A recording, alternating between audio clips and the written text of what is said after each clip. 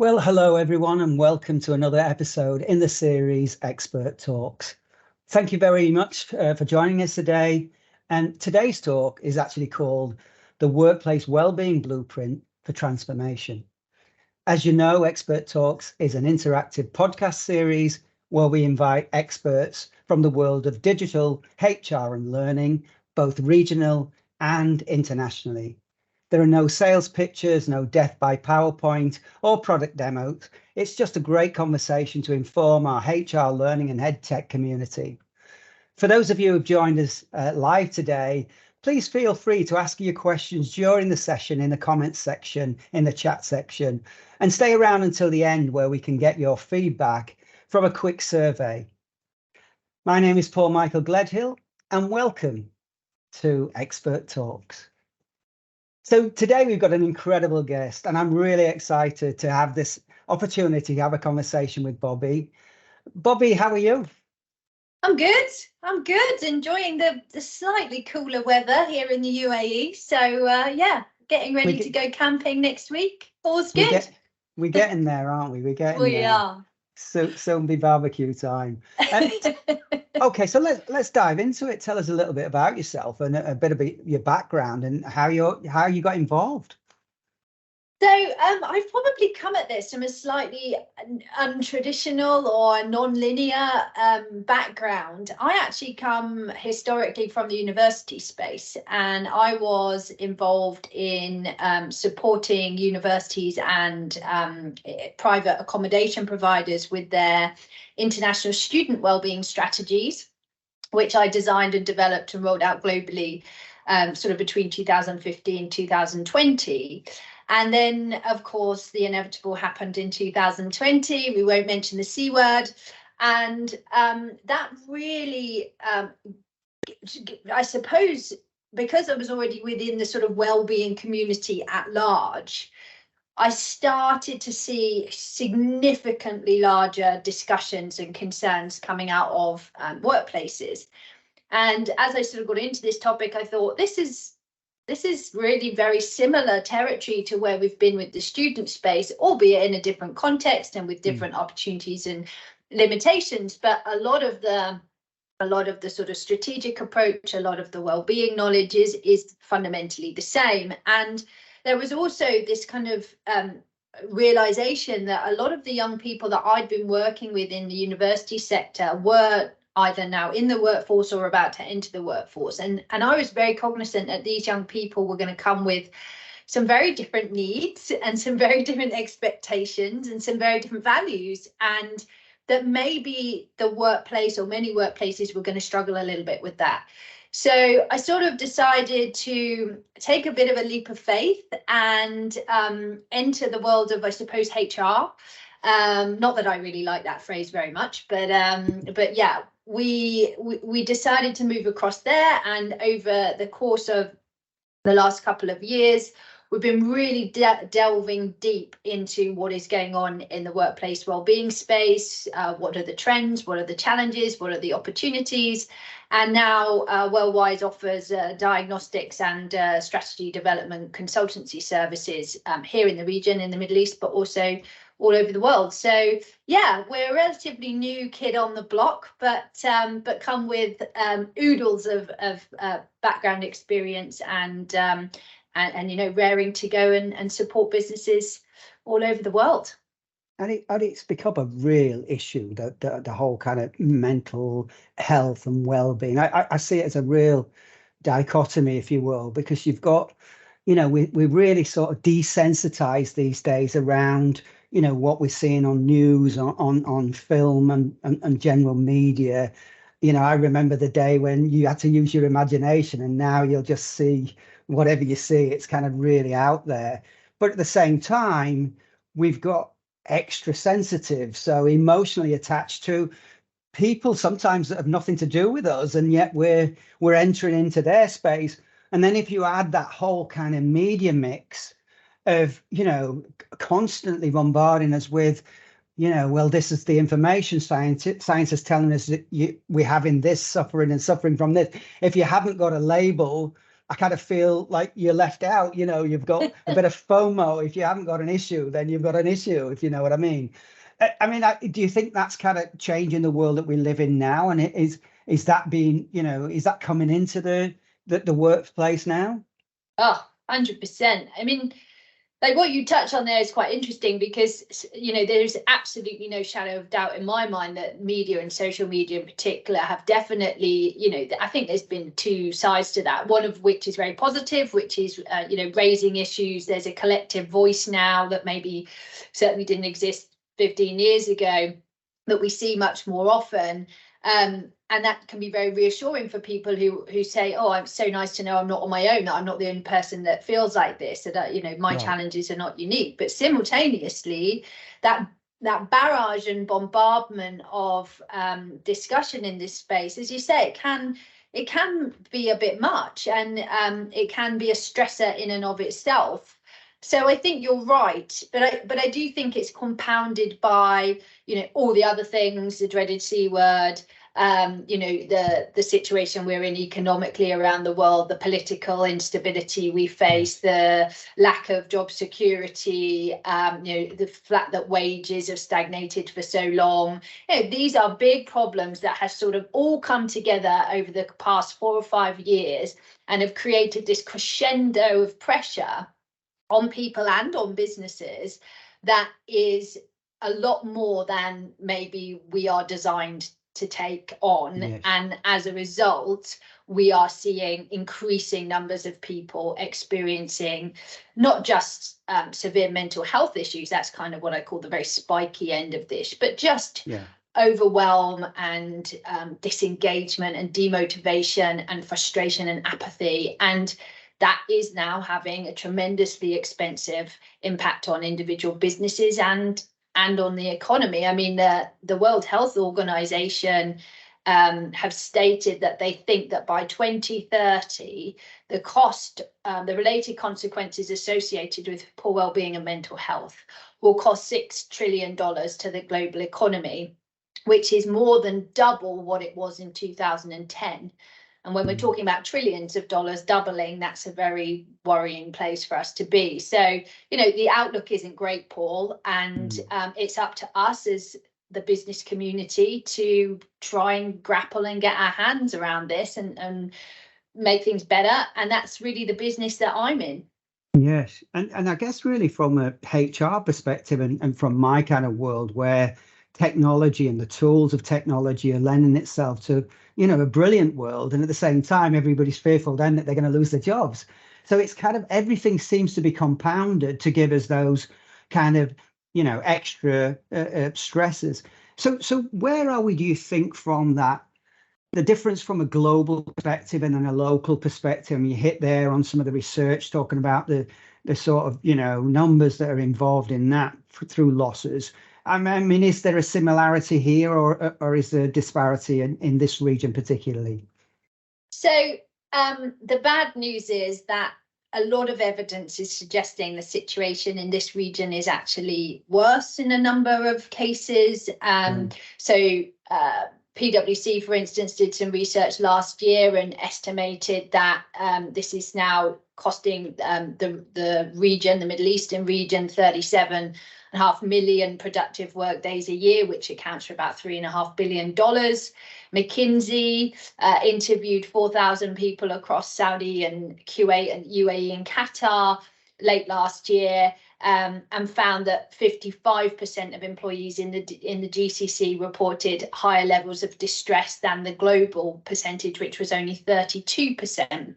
And so this, you know, there's a warning there that we may in this region only be at the beginning of our burnout and our well-being problems, and there's sort of maybe potentially a bit of a tsunami coming down the line for this region.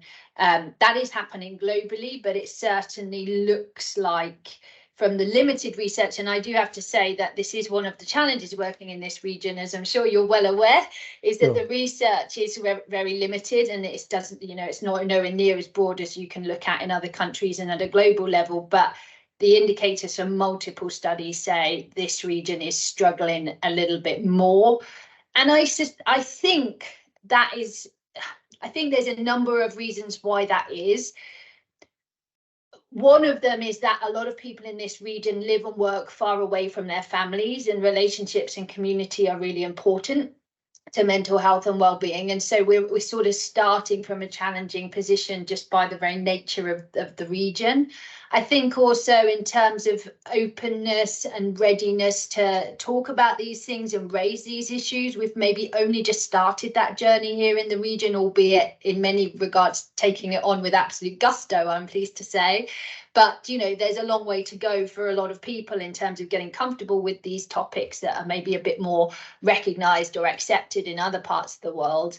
And I also think this is very much a work hard, play hard, earn hard culture. And, you know, that means that there are certain expectations, there's certain standards that people will believe they have to live by. And also, I think the risk of losing your job here, you know, whilst that's scary anywhere, often losing your job in this region means also losing your home and the country you live in, and people having, you know, not able to replace their job, then having to change their whole lifestyle. So there's quite a lot of pressure that happens here that I think is maybe unique to this situation in this region, that is maybe adding a little bit of extra fuel to an already very well burning fire.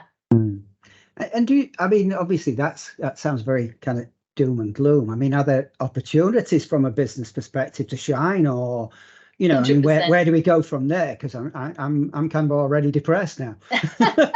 Yeah, look, I've always said that we have to be very honest about this, and I will not shy away from the reality of the situation. But at the same time, as you say, there is, you know, the only way. There's a huge opportunity for us to go upwards from here, and we can make a choice about that, both as individuals and as businesses and as the wider community, right? Because the government are involved in this, and other players as well. So there's definitely some really great indicators that that's already on the move. You know, we're seeing governments in this region and broader really starting to look at what they can do about this. There is some discussion that maybe there'll be some regulatory requirements coming in, albeit a little bit unclear yet, but it's starting to be hinted at. And whilst I think some people in business might question whether that's the right approach, I think we have to be realistic in acknowledging and accepting that a lot of our challenges around well-being in the workplace are actually coming from the way we're working and the way that we run our organizations. And so if we have to get real about that, and we have to face that if we're going to move the needle and bring some of those costs down. As I said, there's a huge amount of great work happening. We're seeing some individual companies really taking this forward. And I'm not just talking about international companies that then have an office here and they're kind of bringing that model across. We're also seeing some government entities here and some privately owned but locally owned companies really taking the initiative in this space, really building it into their strategies, really starting to get on board. But it is slow, you know, and it's sporadic and it's pocketed. So I think there is massive reason to be optimistic, but there's also absolute necessary for us to be realistic about what's actually going on and own that, and then be prepared to be part of the solution rather than the problem. And obviously, as you going in to kind of assess these organisations, where do you think they're struggling? Some of the business owners, and you know, what's you know, what are they not seeing? Is it just a case of you don't know what you don't know, or you know, are they kind of pretty blasé? Are they trying but looking in the wrong way? I mean, you know, what are you finding when you go in there and do a deeper dive into organisation well-being? Yeah, it's quite complicated. It varies very frequently. Paul, what I see is actually the most senior person in a business, the CEO, actually gets it. You know, they're exposed enough to the conversation, they go to enough things, they speak to enough people, and they get it. But they are dealing with a number of conflicting pressures, increasingly because of the economic and political situation we currently find ourselves in. And there are literally only so many hours in a day. And I think a lot of them find themselves in very new territory here around not just well-being and mental health, but the causation of that, and a lot of the old ways of running businesses, of managing people, of leading people, of rules and regulations, and how we got people to work for us. They're now starting to become less appealing to the employee base. And as younger generations come through, there's certain things that they will no longer tolerate, and that is very challenging for leaders and managers who've, I suppose, been reared in a particular way and in a particular style, and now they're being asked to completely change their colours, right, and learn completely new ways of leading and managing and developing culture and organising. And so I think a lot of it is there's absolutely the will there, but there is definitely resistance through fear, and resistance through, well, it's always worked this way, so why won't it carry on working this way? Right. So that's definitely a challenge. But interestingly, when I talk about the C-suite, Deloitte do an interesting study every year, and they found this year that 75% of the C-suite themselves are seriously considering quitting their job for one that better supports their well-being.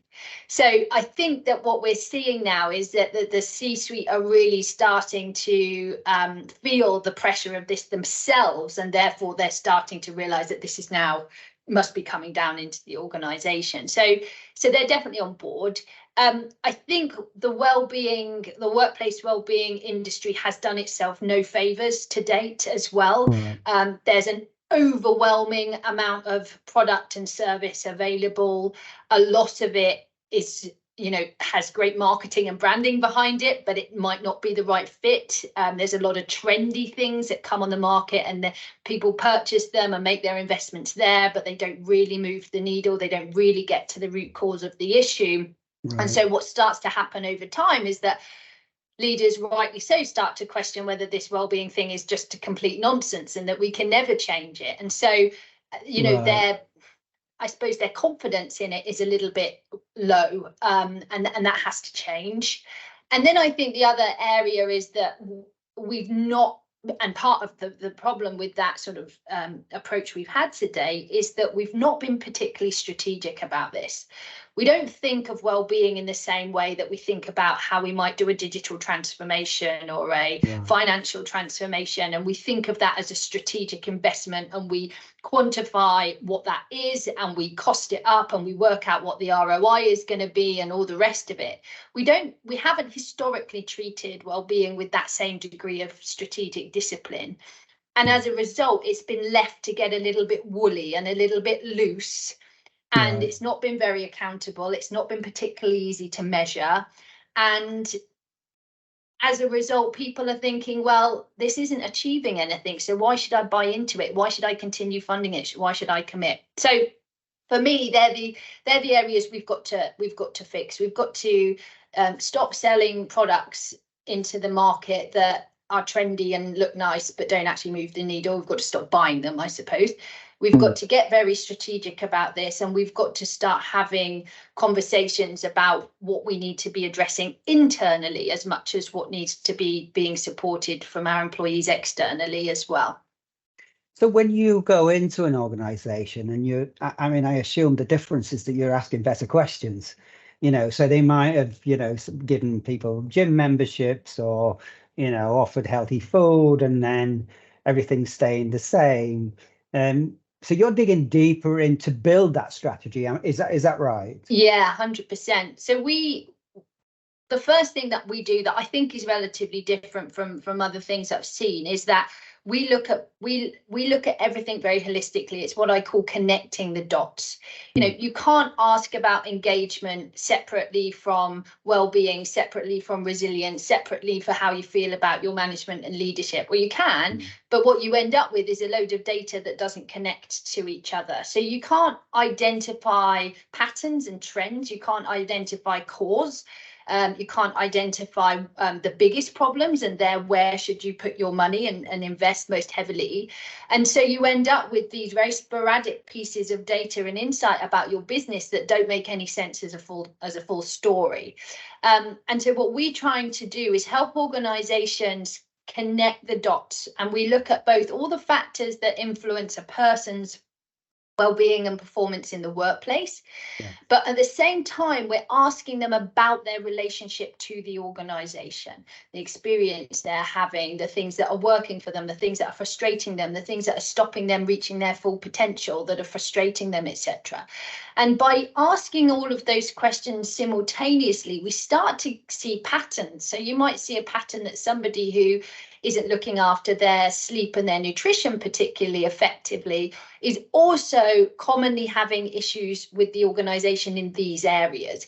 And so you can start to think, hang on, these two things are correlating now. So rather than us try and treat everything as an independent symptom, we can really get down to root causes and start to address it at the root cause. And sometimes those root causes exist inside the organization, and that's actually amazing news. I know it sounds like it would be bad news, but when it's happening inside the organization, we can control it. We have a choice whether we allow that to persist or we invest in changing it. So it's in our control. And then there are, of course, things that are happening outside an organization, to individuals, to groups of people that are creating stressors. And as a result, we maybe have less able to control those things, but we can start to help our employees to deal with them better. And so that kind of blended approach is much more holistic than maybe what we've historically seen, which has been very much what we sort of joke about in WellWise, and we call it yogurt and yoga, designed to nudge individuals to better look after themselves. But very often their issues are actually inside the organization. And what starts to happen is, if they don't feel like the organization is also turning the mirror on itself and saying, maybe we need to nudge ourselves as an organization to better look after ourselves as an organization, the employees start to say, well, why are you asking me to better look after myself? You know, that doesn't feel like a fair engagement.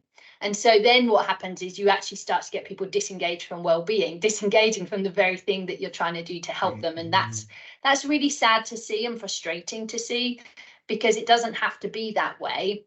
But it does mean that the money and the investment and the time and resources that you're putting into that area of your business are not yielding the returns that they have the potential to yield. So do you find then, Bobbi, that even though kind of the C-suite are now aware of their own kind of challenges and they're kind of aware that it's an issue, are they still surprised when you go back with all these data points? Are they going, oh yeah, well, I expected that? Or is there a total sort of, I think there's a bit of both. Definitely a bit of both. And I think it depends who you're talking to and how well they know their own organization. But what we do is we actually break all the data down into, so we can break it down by different locations. We can break it down by even teams. As long as a team is more than 4 people, we can show the results for that. And we do that intentionally because and we show it to the team leader, because that gives them the empowerment to see what's not working uniquely within their team and where are areas of improvement specifically that they can focus on as a manager and leader. So sometimes those people are a little bit surprised, especially if they've not necessarily got a particularly open communication channel with their staff, and suddenly this comes to them. But again, better to know what's going on and have the power to address it than live in ignorant bliss, right?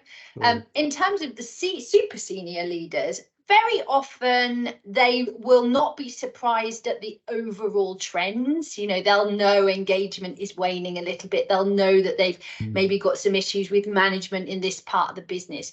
But we are sometimes able to show really specific risks or correlations that actually sometimes even surprise us, right? So it varies in terms of each independent organization. The trick then is going, well, these are the multiplicity of challenges that the organization and its people are facing. So where do we focus? You know, we're not going to rebuild this in a day. We're not going to build Rome in a day. We don't have unlimited amounts of time, budget and resource just to keep throwing at this. So then it's about helping the organization to pick a couple of what I call low-hanging fruits, easy to fix things that, you know, relatively small investment, relatively small amount of time, we can start to nudge that needle and show some commitment. And then there's going to be some chunky, what we call biggest barriers to success that are not going to be fixed tomorrow, you know, overnight. They're going to be maybe worked on a little bit more consistently over some time. And I guess in my world, when we look at engagement around learning and development, and I'm thinking just from the fact that, we had a couple of courses for mental well-being, mental health, and now it's a full kind of channel and series. Right. How do you then, when I think you call them sort of prickly subjects where there's a standout individuals, how can you advise to support? I mean, do you have connections with providers like ourselves that might do content, or psychologists, or where would you go there, or do you leave that alone and say, look, we've uncovered all this mess, sort yourself out? Or no, we don't. Okay, good. I mean, we can if you want us to, but there are many people that want that. And actually, historically, that has been the way that these kind of investigations have been done. Here's your results, off you go. And if you want strategic advice, then you're going to pay a fortune for it.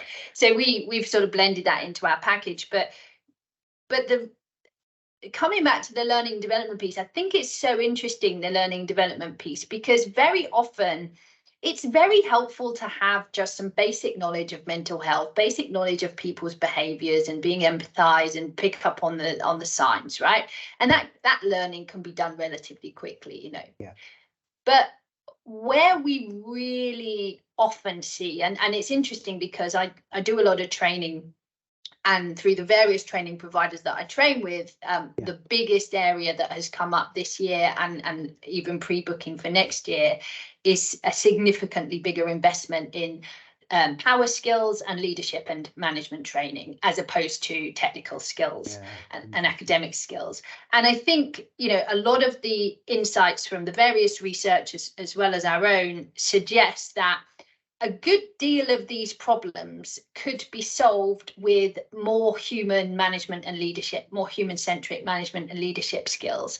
And that doesn't need you to be an expert in mental health or well-being even. What it requires of you is to understand that there are maybe some behaviors and traits and habits that you as a leader or manager have gotten into. You've learned them from somewhere and you've adopted those, and that they are actually now causing you more harm than good as both a leader and to your team.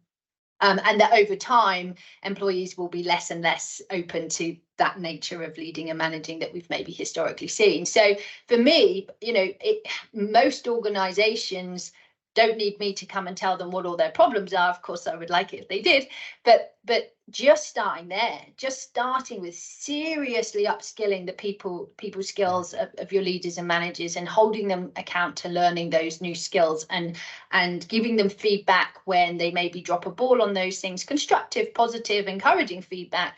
But understanding that, I mean, a research study, I can't remember who did it actually, off the top of my head, but they found 84% of managers believe that they are part of the burnout crisis, that they know they are part of the problem.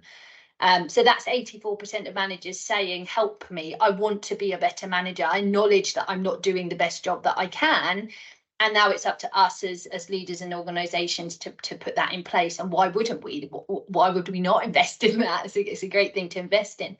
So I think it's sometimes it's not about necessarily traditional well-being solutions. Yes.